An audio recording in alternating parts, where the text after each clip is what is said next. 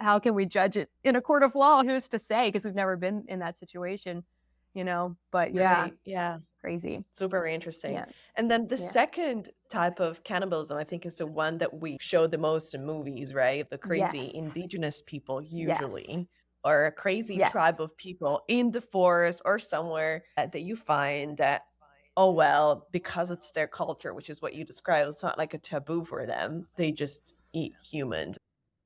Hi, and welcome to Taboo with Mimi, the podcast that talks about anything and everything, really, that is taboo in this world. Sex, drugs, and rock and roll. No. But seriously, I go around the world because I'm a digital nomad and I interview people from different cultures and ask them about their taboos. Why? Because it's time to talk about them. Some things will hopefully make you think.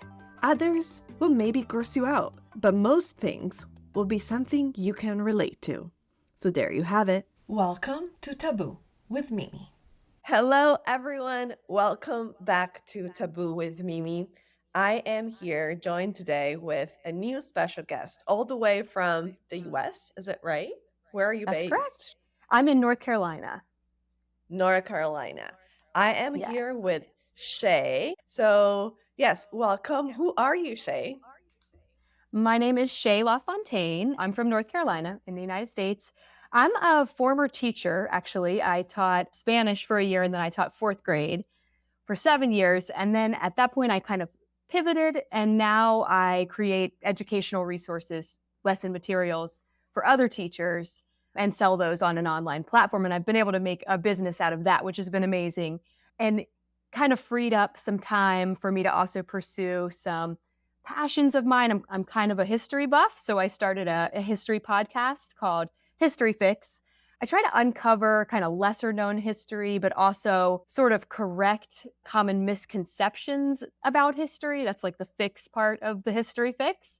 So that's been like a really amazing, just creative outlet for me.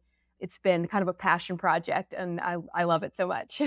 That's amazing. It's amazing that also you can live with your passion. So, you have a podcast and you talk about history, you said, but, and I want to get into exactly what we're going to talk today right away, which is cannibalism. How did you stumble upon like this topic? How did this come to you? Yeah, tell us a story. Okay, good question. So every episode is like a different topic. Like I have one about the Titanic, and I have one about the wives of Henry VIII, and I have one about rats. Every episode's a different story, really. Like And so I'm random. always just Yeah. yeah, just kind of a random, but it's always something. And it's so funny. Like my husband's like, "Do you ever pick a topic and then start researching it, and you're like, oh, this isn't good. This is boring. Like this isn't something people are going to want to." And I'm like, no, every single topic that I've ever picked, it's crazy. I sit down and I start digging into it and it's like just opens up like a can of worms, every single one. And it's just like, oh my gosh, this is crazy. I had no idea. And all these interesting different avenues that it takes me down. It's really wild how much I don't know. And then I'm like, well, if I don't know this, my listeners probably don't either. And it's been really interesting. I've learned so much. Cannibalism, I don't remember exactly. It's just something that I feel like everyone has such a widespread aversion to it. Like you think about cannibalism, you think about Right. eating another human being and it's like, oh, that's wrong and gross. And you get like this instant, like icky feeling. And it kind of brings to mind, it's very like savage and like brutal and violent. But then at the same time, I know that there have been cultures throughout history who practice cannibalism in a way that isn't savage and violent and brutal. And for them, it wasn't a taboo and it wasn't wrong. So I was like, where does this disconnect? How did it become such a wrong, like fundamentally wrong thing in most people's minds? So I really wanted to get to the bottom of where the taboo came from, really, for cannibalism. Like, what's the history behind that? How did that story end up getting written that way? As opposed to all of us thinking it's fine and, it being a part of the widespread mainstream culture. So for me, I guess it was just a topic that I think is really interesting. And it's something that most people, yeah, I think they just kind of have this innate aversion to, but no one really knows where that came from. So it's kind of the whole purpose of History Fix is like getting to the bottom of what really happened here. So that's kind of where that topic came from. But it really, like I said, like with this one especially, I start researching it and I'm like, oh, this is like way more than I ever expected. So I have a whole new angle and another angle, and it's just like opens up a can of worms. And that definitely happened with this one. That So is super interesting. I mean, first of all, I love that you're just sort of researching different history things because, yes, it's true. Like, I feel like we don't know about a lot of things. I feel like also my history, and I did study a little bit in the US. I know like a lot of the history there is very much America or the Americas centered. And you don't study a yes. lot of the European history. And for example, we study a lot of European history, a little bit of history of the Americas when it comes from the colonies, whatever. But we don't study much about the Asian. Like I'm in Bali right now. I don't know almost anything about the history of Asia. I Yeah. think history is absolutely super important. And it also helps to explain the present. I'm trying to push myself to do more like Eastern history because I find myself just kind of like I said earlier, I was like the Titanic and the Wives of Henry. It's like very Western history. I'm doing a lot of European, a lot of American, and I really want to do more of like Asian, African, that sort of thing. That's kind of like a goal of mine. So I know what you mean. Yeah, it's not something that Western culture is very familiar with. So a lot of potential episodes there with the Chinese and Indian, that sort of thing. Yeah. Absolutely. I think what really was curious about the topic, because when we talked about this, you said like, oh, I'd love to talk about cannibalism. I think it's really, really interesting because I feel like we eat meat. Like I personally decided not to. I stopped eating meat a very long time ago. But we as culture, like, you know, we as humans, we eat meat. And I I'm trying not to go down like the dangerous road, but I feel like we select the meat that we decide to eat. For example, I grew up eating some Yeah. very interesting type of meat. In Italy, for example, we eat some meat that I've later found out that other cultures don't eat. Like we eat horses, we eat rabbits, we eat frogs, we Yeah. eat snails, like stuff like that. And when you go to other places, people Right, are like right. disgusted, like, oh my God. When you Yeah. go to Asia, a lot of, for example, if you go to India, like you're not supposed to eat like beef, right? Like anything that comes from Right. cows, which And for us, are it's like, that's the one you can eat. Right? exactly because for them they are holy. Or here in, I mean, I know in China, but also here, unfortunately, in Indonesia, they're trying to ban it, but still people eat Oh, dogs, wow. for example. For me, like if you eat meat, you eat meat. Like it doesn't really matter. Like a lot of people's like, oh no, Right. dogs, no, but cow, yes. And to me, that like that it's like just cultural because it's like as I said, like when to eat meat, when to eat meat. Of course, when it comes to Right. humans, it's like a different kind of situation because even Yes. those that eat meat and it would eat every type of meat and I have absolutely no problem with eating meat. When it comes to cannibalism, which is eating another human, and mind you, we are animals, they are like, oh, gross. Yeah. And I think there is a distinction between, like, I think we can all agree that, like, killing a human and eating them, like, that's wrong. We shouldn't be killing people. But if you think Of about course. eating someone who's already dead, who's died of natural, there's kind of a line there too between like killing someone and eating them versus eating someone who's died of natural causes. Is that different morally? Is that less bad? And what I kind of discovered in my research, really, there's really like three different types of cannibalism. There's different avenues that it goes down. So there's nutritional cannibalism, typically in like a starvation type of situation. There's several examples of this throughout history that I go into in my cannibalism episode, but that are really crazy stories, really, of people in, life and death situations, a lot of shipwrecks. There's the Donner Party is one that's sort of well known from American history.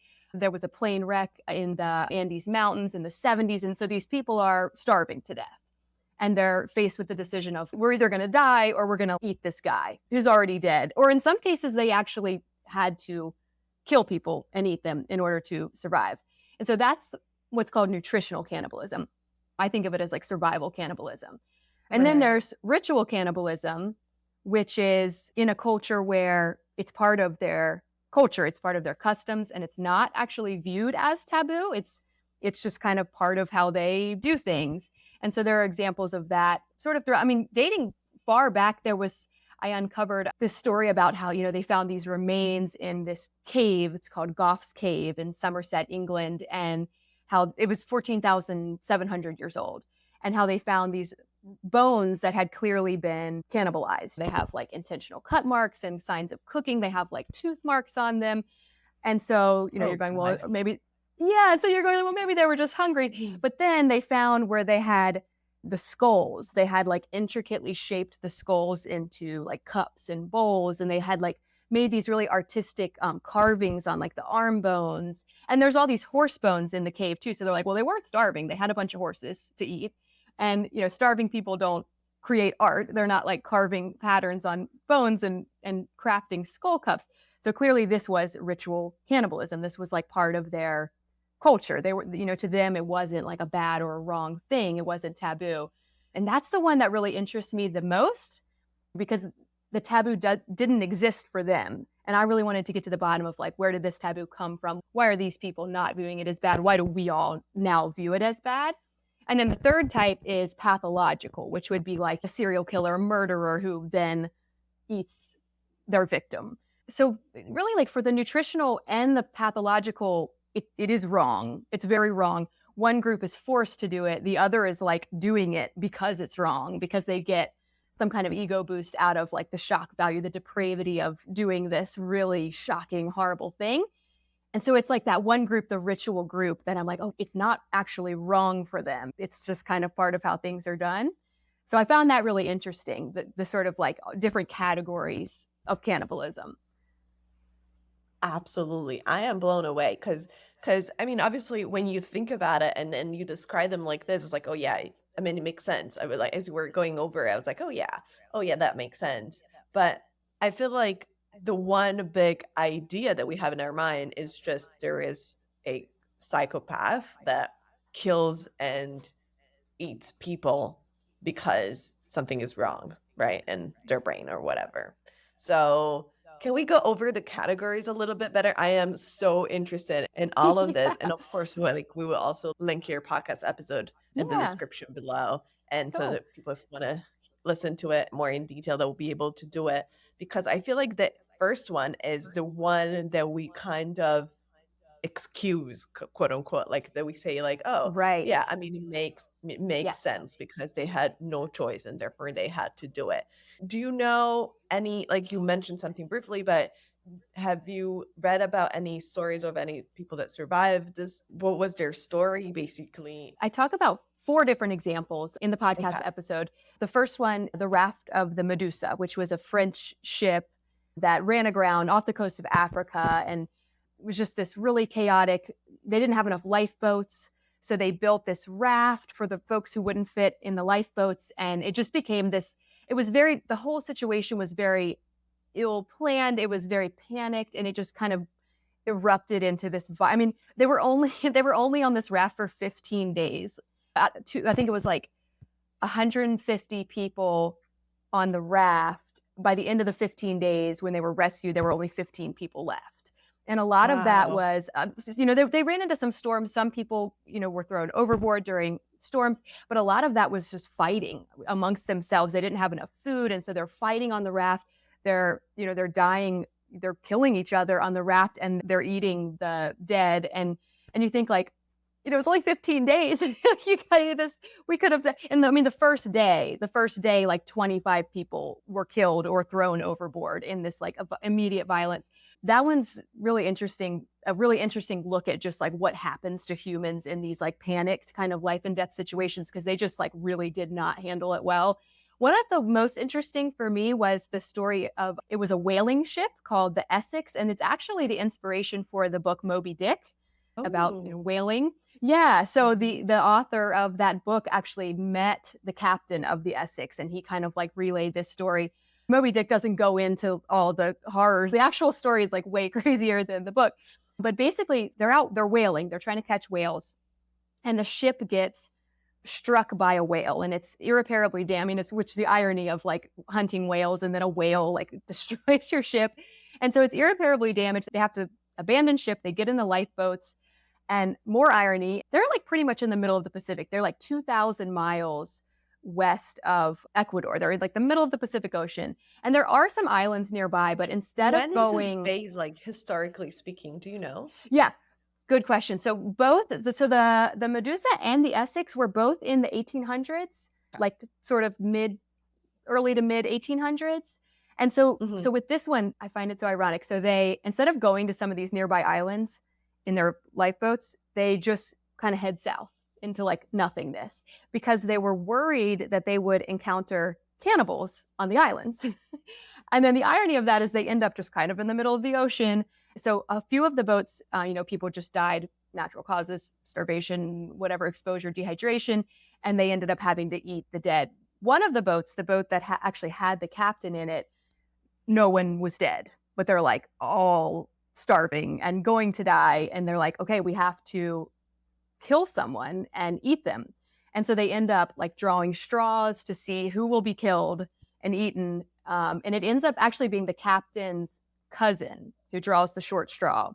And they shoot him and they eat him. And they actually ended up getting rescued. And when they were rescued, the rescue ship reported that they were like sucking on the bones and like shoving them into their pockets as they were being pulled aboard. So even though like they were safe, they were rescued, they're still kind of like, still trying to like eat this man, the man's cousin. They're still trying to eat him.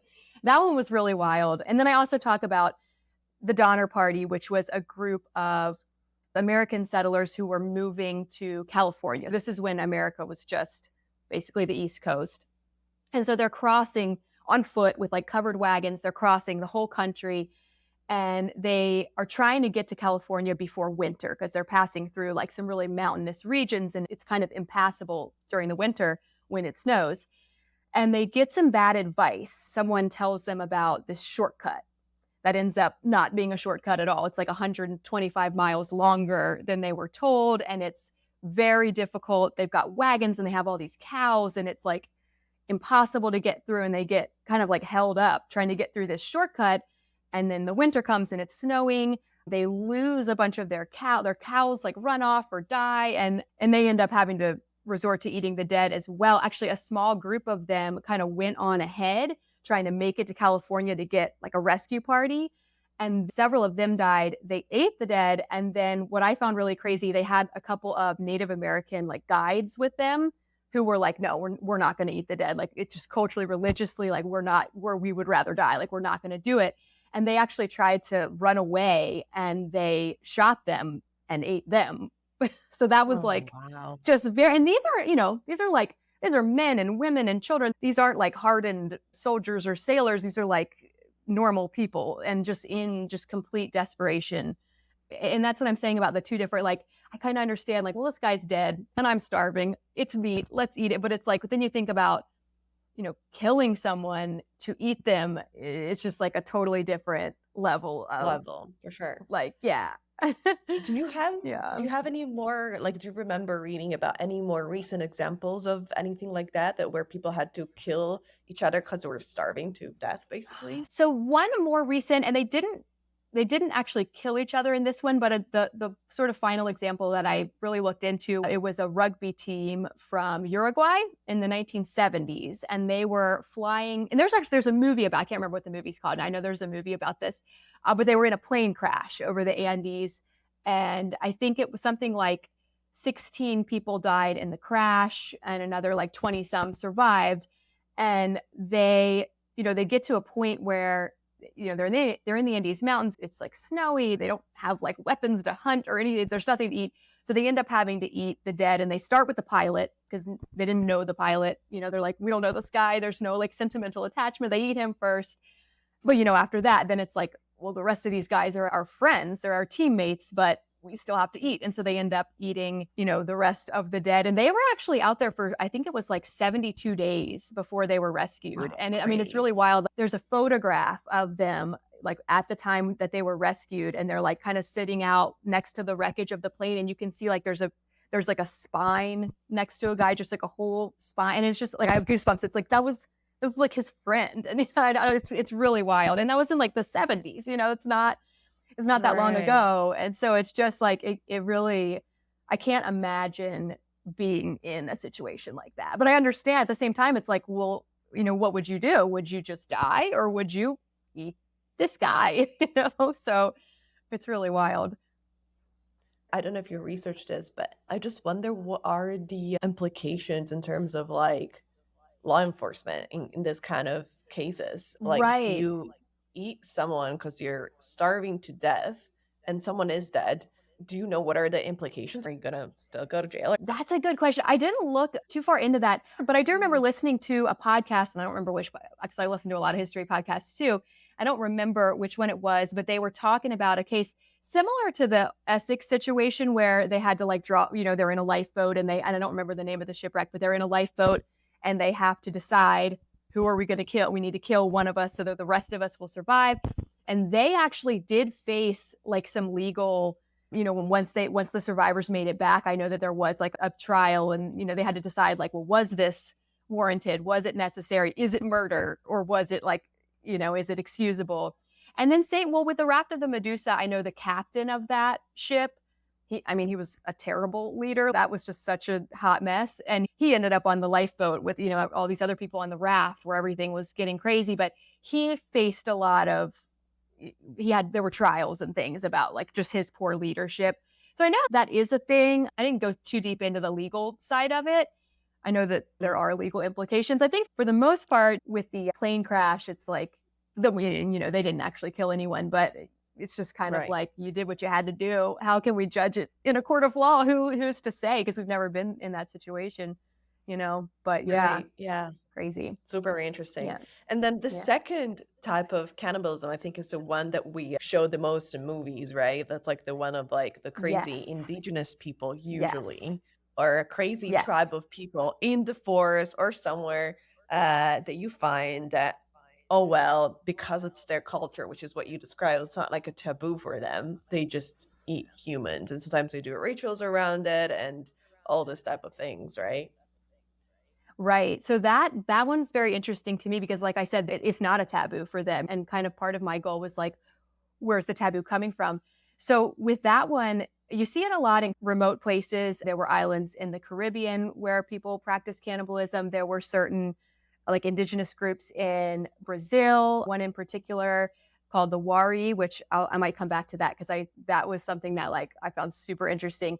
And then there were reports of it near India and like the Andaman Islands. And part of that, so the thing about that, like you said, this kind of like violent, tribal, savage, brutal, a lot of that though, I think is a bit of a misconception because it comes from European reports. When Europeans are exploring and settling in the Americas or, wherever else, they're the ones, there's no firsthand accounts of like an indigenous person from the Caribbean in the 1400s or whatever. We don't know their side of the story, and also very biased because they have these very strong motives. They want it to be portrayed a certain way because there's something to get out of it. So so first of all, Christopher Columbus, he came up with the term cannibal. He basically, that he made up that word cannibal. And he is really, he did. He came up with that term, and he is really the one who created that perception of like the violent, tribal, brutal, sort of animalistic. He really created that in his reports. There was already a taboo surrounding it before that. In like ancient Roman and Greek myths, they had these sort of creatures called cynocephaly that were like these dog-headed men, like men with dog heads that were rumored to live in India. And they were these cannibal, violent cannibal man-eaters. And so there was sort of these myths created by the Greeks and Romans that kind of started the idea that it was bad or wrong or they were like the villains.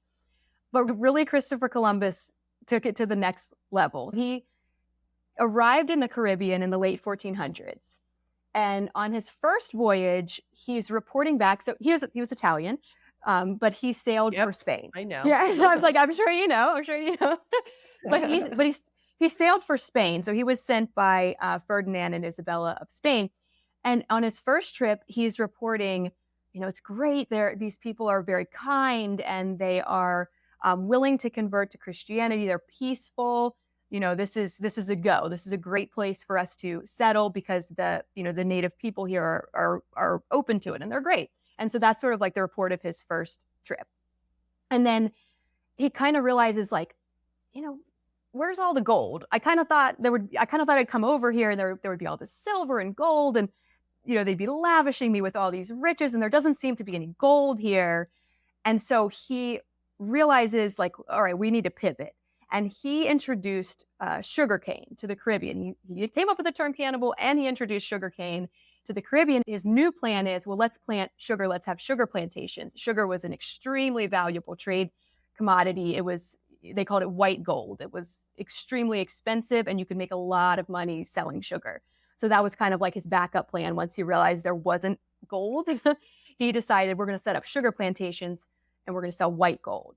But to do that, sugar is extremely labor intensive to plant and harvest. It all has to be done within a really short period of time before it rots.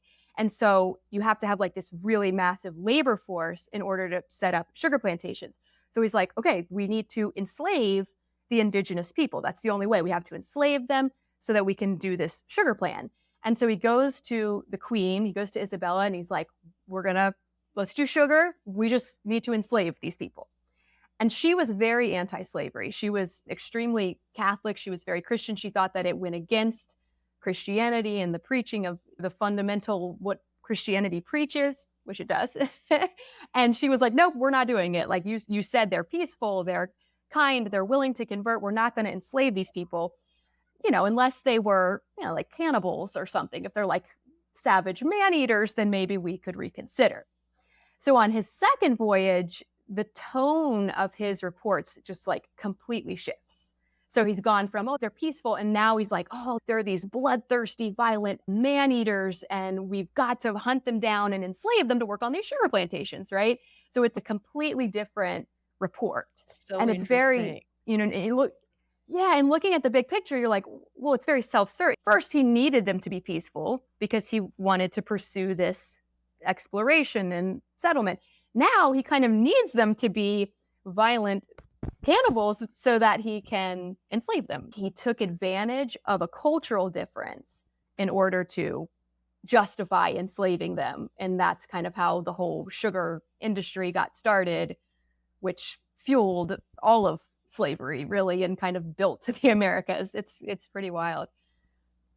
Wow. I am not really surprised because I was actually, I was surprised because, in Italy, obviously, being an Italian myself, Christopher Columbus is kind of like the person that discovered the Americas, right? And then uh, people take a lot of pride in that. And then when I lived in the US, I even found out that there is a national holiday, and I was a little surprised because it was as far as I know, that is when everything bad happened. Literally, that's when Yes. the Europeans started to Yes. come over, when we started enslave people, when Mhm. eventually then we had to bring even more slaves from Africa. And I'm Yes. like, Yeah. that was the beginning of the end, really. Yes. And It still was. Christopher Columbus is seen as this amazing Yeah. figure. And I'm like, And I know things have changed a little bit. I've heard a little bit of controversy in the last few years, and yeah, and people were kind of thinking more yeah. about it. Yeah, Columbus Day is definitely more controversial now than it has been in the past. And a lot of people, there's even a push towards away from Columbus Day. And a lot of people now celebrate an Indigenous Heritage Day, actually celebrating the Indigenous people as opposed to the conqueror of the Indigenous people. Right. Because he was it's crazy to me that for so long he was viewed as a hero.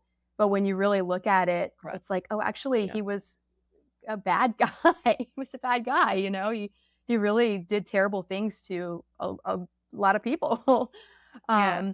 Yeah, it was It's serving his interests, probably. yeah, very self-serving, absolutely. So yeah, we see that with the reports and that's, those reports of these violent cannibals in the Americas is kind of where that idea of the savage cannibal tribesman comes from. And it really just came from a place of the Europeans controlling the narrative and recording what he needed it to be to justify what he wanted to do, really.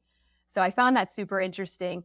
And one article that I read talked about, this was the most eye-opening thing to me in this all of this research that I did.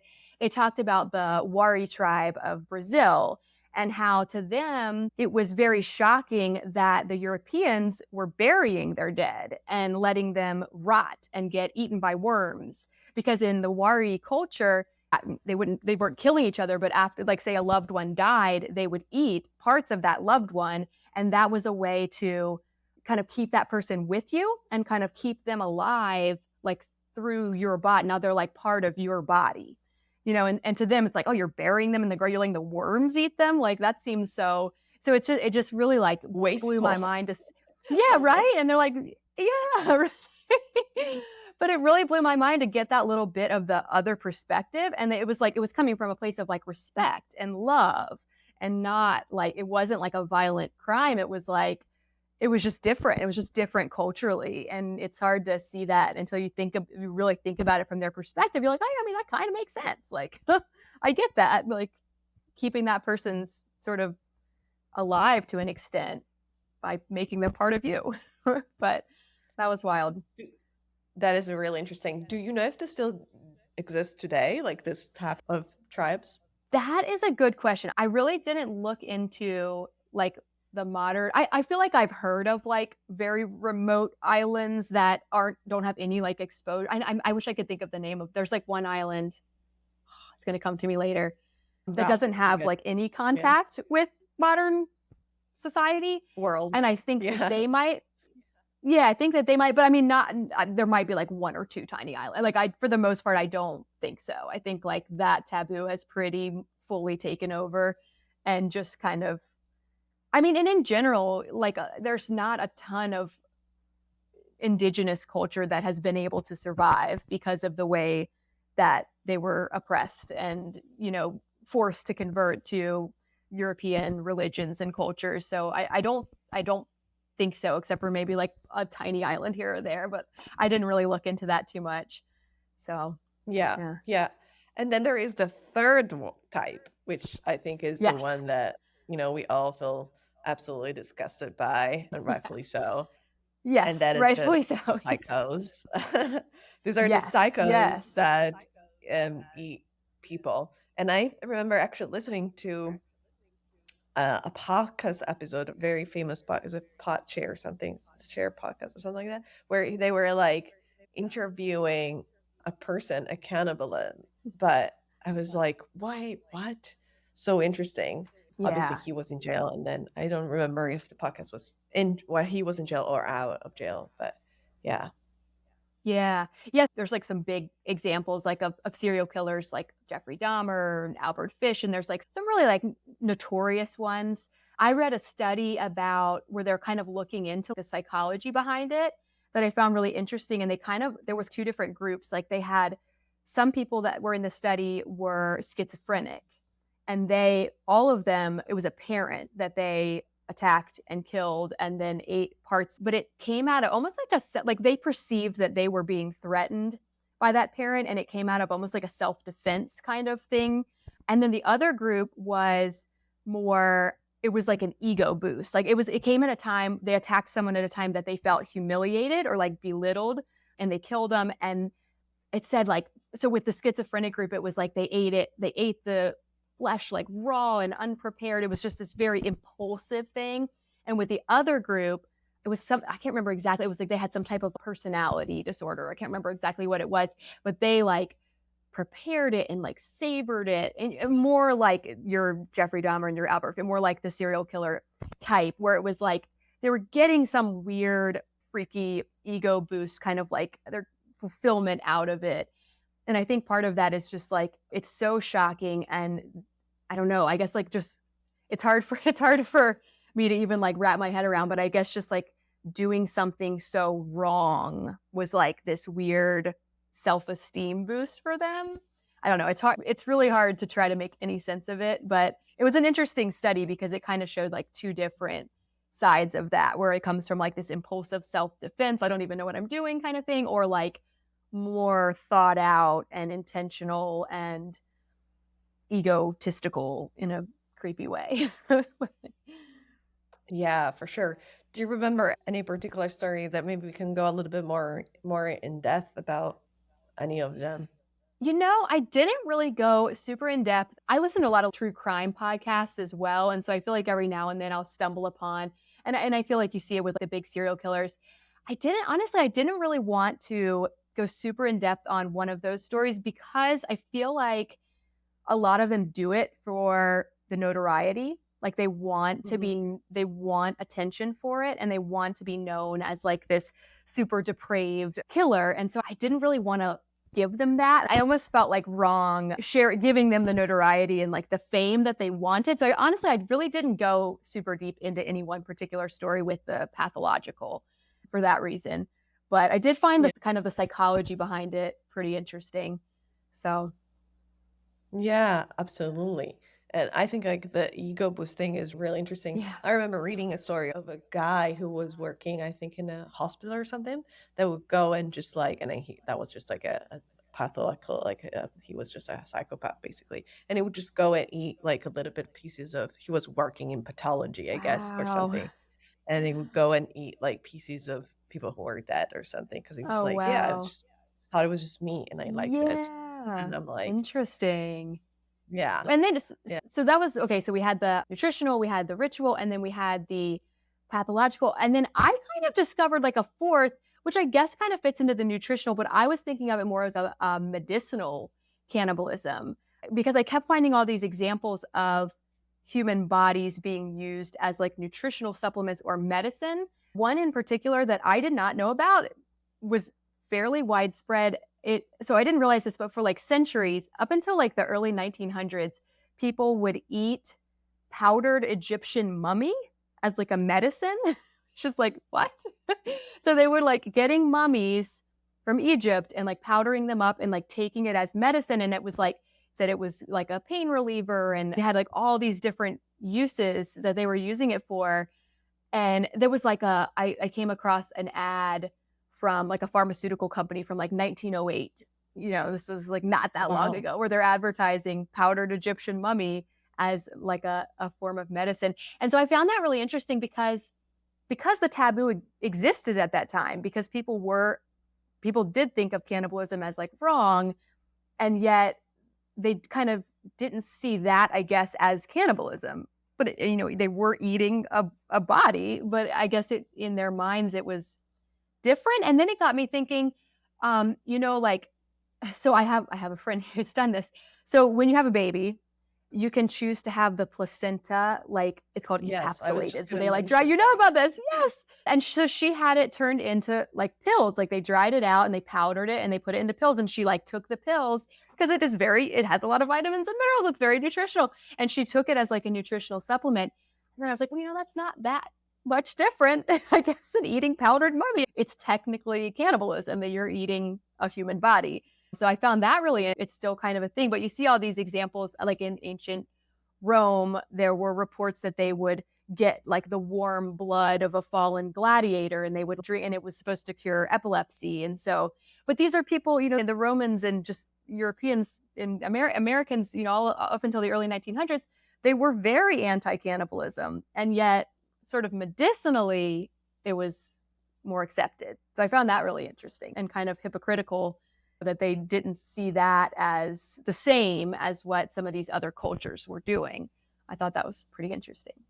Yeah, yeah, absolutely. And I think like to some extent, and I'm curious to know what you think, but to some extent, it kind of looks like the taboo is there depending on context, right? Which makes sense, but a lot of things obviously depend on context. But when it comes to humans, I feel like you use the word hypocritical because I feel like we accept some things and some things are taboo. We eat animals, but only certain type of animals. We eat maybe some parts of human, like the placenta, because it's your own body or whatever, which is whatever, you can do whatever you want. Right. But we don't accept some other things. I feel like some type of the cases that we talked about were deemed more acceptable than others. I mean, it all depends on context, but what is your take on the taboo or on cannibalism in general today after all of these things and studies that you've done?